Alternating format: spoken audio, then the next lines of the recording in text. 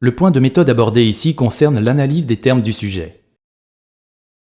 Cette analyse est essentielle et vous devez commencer par là pour montrer les différents sens des notions mises en lien dans le sujet et pour comprendre pourquoi la question se pose, en quoi elle contient plusieurs réponses. Au brouillon, prenez les termes du sujet les uns après les autres en notant pour chacun leurs différents sens possibles et tout ce qu'ils impliquent comme idée, même contraire. La laideur désigne l'opposé du beau, qui, par là même, étonne ou choque, voire dégoûte.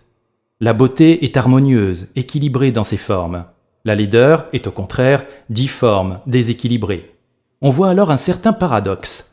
Face à la laideur, notre regard se détourne, mais il est en même temps attiré tout autant que par la beauté. Le verbe intéresser désigne plusieurs façons d'être attiré par quelque chose, soit par profit, soit par curiosité ou plaisir. On peut donc s'intéresser à quelque chose qui, sous d'autres aspects, n'est pas intéressant.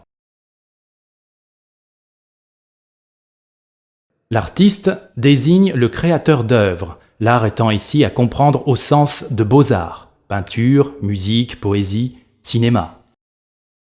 L'artiste produit des œuvres esthétiques censées nous attirer pour leur forme, leur apparence. Ce but suggère une certaine liberté de l'artiste. On comprend alors qu'il puisse s'intéresser à la beauté pour que ses œuvres soient attirantes et regardées, aimées, achetées, mais on comprend qu'il puisse aussi s'intéresser à la laideur, qui attire tout autant le regard et qui permet peut-être de réfléchir sur la beauté.